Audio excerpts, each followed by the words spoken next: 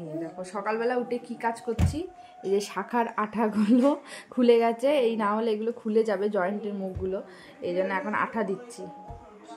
কারণ হচ্ছে কালকে যাব বিয়ে বাড়িতে, বিয়ে বাড়ি আছে, তো এগুলো না দিলে একটা খুলে পড়ে যাবে, ওই জন্য মিছির পাপাকে কালকে আঠা আনতে বলেছিলাম। আর শ্যাকরার দোকানে দিলে না কবে দেবে তার ঠিক নেই, আর হচ্ছে মনেও থাকে না দেওয়ার কথা, ওই জন্য বাড়িতে এটা থাকলে কি হয় যে যখন ইচ্ছে তখন দিতে পারে। মামা আমা হয়ে গেছে, এটা এখন শুকাতে দেব, শুকিয়ে গেলেই এটা পরা যাবে। মিছরির পাপাকেই দিলাম, মিছরির পাপাই এটা করে দেয়, থাকে না, তো এটা রেখে দিই, এটাই থাক শুকা কাঠাটা। মামা টুকি, হ্যালো এভরিওয়ান, সুপর্ণা প্রতিদিন চ্যানেলে তোমাদেরকে জানাই অনেক অনেক স্বাগত। আশা করছি সবাই ভালো আছো, সুস্থ আছে। আজকে হচ্ছে বুধবার, তো এখন ঘড়িতে বাজে সকাল 10টা। এখন হচ্ছে সকালের খাবারটা খাবো, আর মিছরিকে খাইয়ে দিলাম, ওর ঠান্ডা লেগেছে বলে কিচ্ছু খেতে চাইছে না, তো ওকে দুধ বিস্কুট ভিজে খাইয়ে দিলাম। এখনও দাদুর কোলে দিলাম, কান্না করছে আমার কোলে আসবে বলে, তো আমি এখন খাবো। তো আজকে আমাদের বাড়ির কাছে হচ্ছে একটা মন্দির আছে, ওখানে হচ্ছে কীর্তন হচ্ছে, ওখানে আজকে আর কালকে অনুষ্ঠান হয়, প্রত্যেক বছরই মাঘী পূর্ণিমাতে অনুষ্ঠান হয়, তো ওখানেও একটু যাওয়ার ইচ্ছা আছে দুপুরের দিকে, তো গেলে তো তোমাদের সাথে শেয়ার করবই। তো সকালে আমরা সিদ্ধ ভাত খেয়ে নিয়েছি, মা সকালে সিদ্ধ ভাত করেছিল আর বাটা করেছিল, মানে ধনে পাতা বাটা। আমাদের বাড়িতে মাঝে মধ্যেই বাটা হয়, ধনে পাতা বাটা, ধনে পাতা দিয়ে বেগুন বাটা, তারপরে কলার খোসা বাটা, কলা বাটা, এসব হয়। তো সকালে সিদ্ধ ভাত আর বাটা খাওয়া হয়ে গেছে, আর এখন হচ্ছে দুপুরে রান্না হচ্ছে, দুপুরবেলার জন্য ইঁচড় রান্না করছি। এই যে ইঁচড় রান্না করছি, আর মশলাটা মা বেটে দিয়েছে, এই যে আমি এখন রান্নাটা করে নিচ্ছি। আর ডাল হয়ে গেছে, সকালেই মা ডাল করে নিয়েছে। সকালের দিকে আমার রান্নাঘরে ঢোকা হচ্ছে না, কারণ মিছরির শরীরটা খারাপ, ও ঘ্যান ঘ্যান করছে, আর হচ্ছে খেতে অনেকক্ষণ টাইম লাগিয়ে দিচ্ছে। তো ওর খাওয়া দাওয়া তো হয়ে গেছে সকালে, ও এখন ঘুমিয়ে গেছে, তো আমি ভাবলাম এই সুযোগে তাহলে রান্নাটা করে নিই। তো এখন সমস্ত কিছু গোছানো আছে, ইঁচড়টা রান্না করে নেব। আমার আবার ইঁচড়টা চিংড়ি দিয়েই বেশি ভালো লাগে, তো আজকে নিরামিষই হচ্ছে, আর আমাদের বাড়িতে নিরামিষটা কমন, কারণ শ্বশুর শাশুড়ি যেহেতু নিরামিষ খাই, তো নিরামিষটা হবেই। মাঝে মধ্যে আবার মানে আলাদা করে হয়, নিরামিষ হয় ইঁচড়, আবার চিংড়ি দিয়েও আমাদের জন্য ইঁচড় হয়। তো এই ইঁচড়টা কষিয়ে নিচ্ছি। আর ইঁচড়ের তরকারি হলে আমার আর কোনো তরকারি লাগে না, খুব প্রিয় আমার ইঁচড়ের তরকারি, চিংড়ি মাছটা যে বেশি ভালো লাগে। এই দেখো মিছরি দাদু ঠাম্মার ঘরে বেশ আরাম করে ঘুমাচ্ছে, মশারিটা দিয়ে দিই, যা মশার উৎপাত, শীতকাল হোক আর গরমকাল হোক সবসময় মশা। আসলে ঠান্ডার ওষুধ খাচ্ছে, কাশির ওষুধ খাচ্ছে, তো ওই জন্য ওর ঘুমটা একটু বেশি হচ্ছে। দেখবে কাশির ওষুধ খেলে না ঘুম হয়, তো এই কারণে ঘুমিয়ে পড়ছে, ঘুম পেয়ে যাচ্ছে ওর বারবার। ভীষণ ঠান্ডা লেগেছে, মেয়ের কালকে রাতে ভীষণ কাশছিল। কী যে করবো, কালকে আবার বিয়ে বাড়ি আছে, এখন মানে ওখানে যাব মেয়েকে নিয়ে, সেটাও একটা চিন্তার বিষয়, আবার না গেলেও নয়। তো এটা আমার শ্বশুর শাশুড়ির ঘর, আর ওই ঘরে আমাদের ঘরে এই বাইকটা থাকতো, মিছরির পাপার বাইকটা, এখন আবার এই ঘরে রেখেছে, ওই ঘর থেকে এনে, কারণ আমাদের ঘরে না ভীষণ গ্যাঞ্জাম হয়ে যায়, ওই ঘরে তো অনেক জিনিসপত্র, তো ওই কারণে এইখানটা ফাঁকা আছে বলে এইখানটায় রেখেছে। তো দেখি চোরটা বসিয়েছি কী হচ্ছে, চলো। কি রে, আজকে তাড়াতাড়ি স্নান হয়ে গেছে, আর মিছরি ঘুমাচ্ছিল তখন না আমি স্নান করে নিয়েছিলাম, ও অনেকক্ষণ ঘুমিয়েছে, দেখো চুল ধরে টানা শুরু করে দিয়েছে। মিছরি অনেকক্ষণ ঘুমাচ্ছিল আর আমি স্নান করে নিয়েছি, আর মিছরি এখন স্নান করলো। আর এখন মিছরি পাকা পেঁপে খাচ্ছে, পাপা কালকে পাকা পেঁপে নিয়ে এসছে ওর জন্য, কিছু খেতে চাইছে না, ওই জন্য পাপা ওর জন্য পাকা পেঁপে নিয়ে এসছে। না না না না এনো এনো না মা, এই যে তোমার পাকা পেঁপে। ওর বাবারে দেখো কতটা দুষ্টু করছে।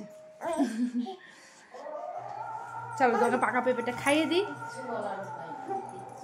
ওই তাড়াতাড়ি স্নান হয়ে গেছে, ভালোই হয়েছে। আর আজকে শ্যাম্পু করলাম, কারণ কালকে বিয়ে বাড়ি আছে বলছিলাম না, তো কালকে আর টাইম হবে না, ব্যারাকপুর যাব বিয়ে বাড়িতে, তো সকাল সকালই মনে বেরোতে হবে, এই জন্য আজকে শ্যাম্পুটা করে নিলাম। না না না, ও এখন আমার কোলে আসবে। আচ্ছা ঠিক আছে ঠিক আছে। এই দেখো পাপা এখন মেয়েকে হনুমান দেখাচ্ছে, গাছে হনুমান দেখাচ্ছে। স্নান করা বাদ দিয়ে এখন মেয়েকে হনুমান দেখাচ্ছে। আয় ডাক তোর বন্ধু, তুই যেমন হনুমানের মতো লাফাস সবসময়।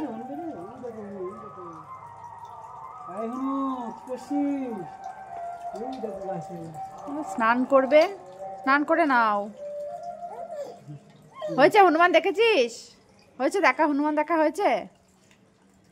কই হনুমান, কই হনুমান? কোথায় মা, কোথায় দেখলা হনুমান? আমরা এখন রেডি হয়ে নিয়েছি একটুখানি মন্দিরে যাব বলে।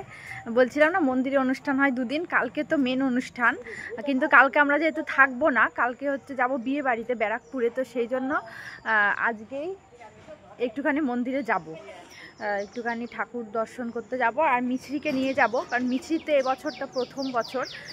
আর ওখানে কালকে বাতাসা লুট হয়, অনেক ভালো ভালো অনুষ্ঠান হয়, কীর্তন হয়, প্রচুর বাতাসা লুট হয়, খুব ভালো লাগে দেখতে। কিন্তু কালকে থাকবো না, এই যে মিছরি দেখো মাসি ঠাম্মার কোলে, তো সেই কারণে আমরা মিছরিকে নিয়ে আজকে একটুখানি ঠাকুরের ওখানে যাচ্ছি। আর ওটা হচ্ছে জটাধারী শিব মন্দির, তো ওই জটা বাবা ভীষণই হচ্ছে জাগ্রত, জানো তো। আর ওইখানে মিছরির জন্য বাতাসা লুট দেওয়ার কথা ছিল, মানে বাতাসা ছেটানোর কথা ছিল, কিন্তু এবছরটা হবে না, কারণ আমরা যেহেতু কালকে চলে যাব, কালকে থাকছি না, ওই জন্য এবছরটা হবে না, সামনের বছর হবে বাতাসা ছিটানোটা, সামনের বছর করব, মানে মিছরির আর কি উপলক্ষে। তো যাই মিছরিকে নিয়ে একটুখানি, আর মিছরি পাপাও যাবে, মিছরি পাপা আবার রানাঘাটে যাবে, তো তার আগে একটুখানি ঘুরেই আসি। আর মাসি আমাদের বাড়ি কাজ করে, মাসিকে দেখলেই মিছরি কোলে ঝাঁপিয়ে পড়ে, জানে ঘুরতে নিয়ে যাবে, ঘুরতে যাওয়ার জন্য এখন মাসির কোলে ঘুরবে বলে মাসির কোলে চলে গেছে। তো চলো চলো আমরা একটু মন্দির থেকে ঘুরে আসি। ঘুরতে পারলে ওনার আর কিছু চাই না।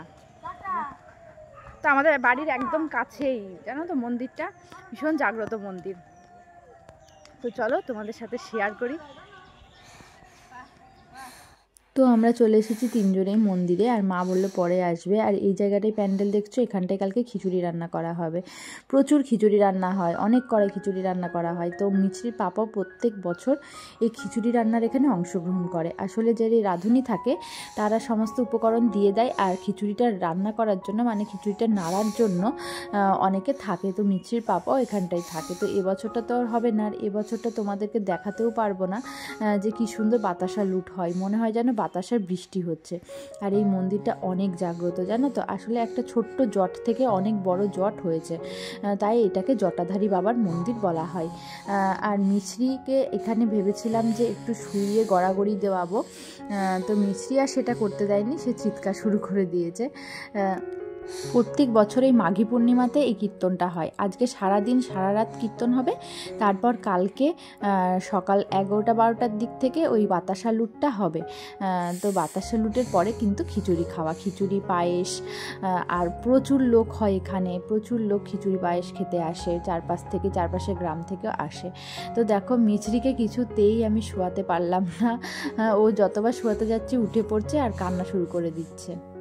আর আগের বছর এই সময়টাই আমি প্রেগনেন্ট ছিলাম, আর এই সময়টাই ছিল আমার 7 মাসের স্বাদ। মনে আছে, আমার স্বাদের ঠিক পরের দিনই এখানে এরকম কীর্তন হয়েছিল মন্দিরে। তো দিন কেমন চলে যায় দেখো, আগের বছর একরকম পরিস্থিতি ছিল, আর এই বছর অন্যরকম পরিস্থিতি। কালকে আসতে পারবো না দেখেই আজকে আরও আসলাম, আর ভাবছিলাম রাতের দিকে আসবো, তারপর মিছরি বাবা বললো থাক, রাতে আর বেরোবো না, মেয়েকে নিয়ে ঠান্ডায়, এদিকটা না ভীষণ ঠান্ডা। আর এই মন্দিরটা নদীর একদম পাশেই, আমাদের বাড়ির কাছেই তো চুনি নদী আছে, তো এই মন্দিরের একদম পাশেই হচ্ছে চুনি নদী। আর একদিন তোমাদেরকে দেখাবো, আজকে আর দেখাতে পারলাম না।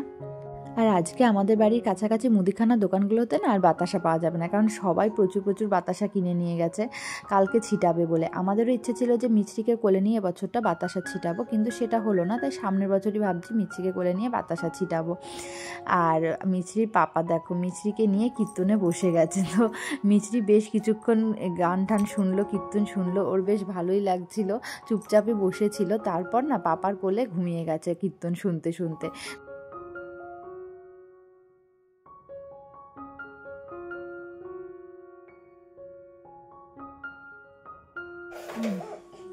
ওই যে পাপা ঠিকঠাক গুছিয়েছে নাকি, তোমার জামা কাপড়গুলো দেখে নাও, তোমার জামা কাপড়গুলো ঠিকঠাক গোছানো আছে নাকি দেখে নাও। ওর জামা কাপড় দেখে নেওয়া মানে সমস্ত কিছু জামা কাপড় ছিটাবে। আমি গুছিয়েছি, ও আবার ওগুলো বার করলো।